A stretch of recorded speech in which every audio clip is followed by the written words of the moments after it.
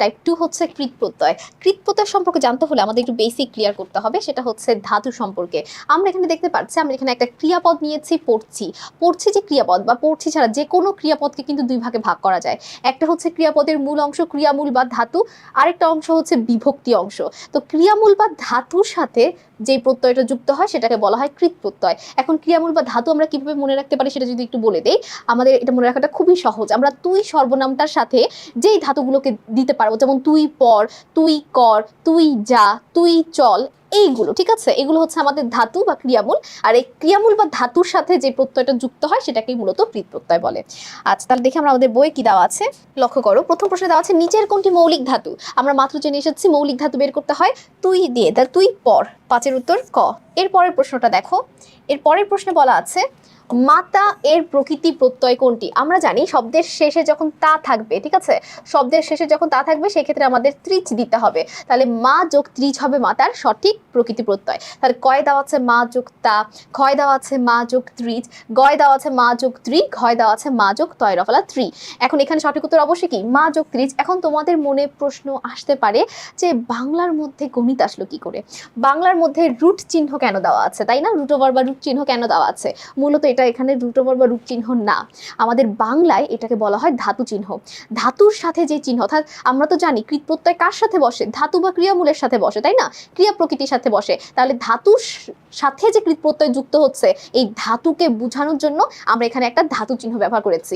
এটাকে বলা হয় কি, এটাকে বলা হয় ধাতু চিহ্ন। এরপর দেখো কৃত প্রত্যয় সাধিত পদটিকে কি বলা হয়। যখনই কোনো জায়গায় কৃত প্রত্যয় যুক্ত হয় সেই সকল শব্দকে কৃদন্ত শব্দ বলে বা কৃদন্ত পদ বলে। তাহলে দেখো উত্তর কয়েই আছে কৃদন্ত। ছিন্ন শব্দের প্রকৃতি ও প্রত্যয় কি। ছিন্ন দেখতে যদি ছিন মনে হতে পারে, কিন্তু এটার উত্তরটা কিন্তু ছিদ হবে, ঠিক আছে, ছিদ যুক্ত ছিন্ন।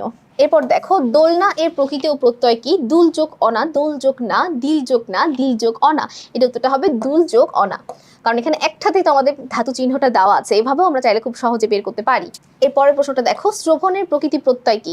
শ্রবণের প্রকৃতি প্রত্যয় কি, দেখো শ্রবণ মানে কানে শোনার বিষয়। শ্রবণ যোগ অ, শ্রী যোগ অন, শ্রব যোগ অন, শ্রু যোগ অনক। শ্রু এর সাথে শ্রবণের একটা সম্পর্ক আছে, প্রকৃতি দেখে এটা আমরা খুঁজে বের করতে পারছি খুব সহজে। উক্তি এর প্রকৃতি প্রত্যয় কি। উক্তি শব্দটা এসেছে বচন থেকে, বা কয়তাগুলো যেটা থাকে সেটাতে বচ চ যুক্ত করতে হয়, ঠিক আছে। তাহলে এটা উত্তরটা কি হবে, বচ যুক্ত নাকি বচ যোগ উক্তি নাকি বচ যোগ কয়তয়রসি। অবশ্যই যেখানে ধাতু চিহ্ন আছে প্লাস উক্তিতে যেটা যায় বচ যোগ তি। আচ্ছা, তো 12 নম্বর যে প্রশ্নটা আছে দেখো, 12 নম্বর প্রশ্নে কি বলা আছে, মুক্ত শব্দের সঠিক প্রকৃত প্রত্যয় কোনটি। মু যোগ কয়ত, মুখ যোগ ত, মুখ যোগ কয়ত, মুচ যোগ ত, এর উত্তরটা কি হবে মুচ যোগ কয়ত। এরপর দেখেন 13তে কি বলা আছে দাতা। তাহলে এখানে তা আছে, দাতা শব্দের প্রকৃতি প্রত্যয় কোনটি। আমরা জানি তা থাকলে সেখানে আমাদের ত্রিশ যুক্ত করতে হয়, তাহলে দা যোগ ত্রিশ।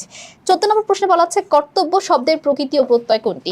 কৃত যোগ বয় জফলা, ক্রি যোগ ত্রিজ, ক্রি যোগ তব্য, কৃত যোগ তব্য, এখানে একটাতেই ধাতু চিহ্ন দেওয়া আছে, সেভাবে আমরা খুব সহজেই বলতে পারছি। 14-এর উত্তর 3। নিচের কোনটি কৃদন্ত শব্দের উদাহরণ। ভাজি, বিবাহিত, দৈনিক নাকি পাগলামি, উত্তরটা হবে ভাজি। নিচের কোনটি কৃত প্রত্যয় সাধিত শব্দ। বর্ধমান, বুদ্ধিমান, জ্ঞানমান নাকি দয়াবান, এটার উত্তর হবে বর্ধমান। ধাতুর পরে যে সকল বর্ণ বা বর্ণ সমষ্টি যুক্ত হয়ে ক্রিয়াপদ গঠিত হয় তাকে কি বলা হয়। কৃত প্রত্যয়, ক্রিয়া বিভক্তি, প্রত্যয় নাকি অনুসর্গ, এটাকে অবশ্যই কি বলা হয়, এটাকে বলা হয় কৃত প্রত্যয়। কৃত প্রত্যয় সাধিত পদটিকে কি বলা হয়।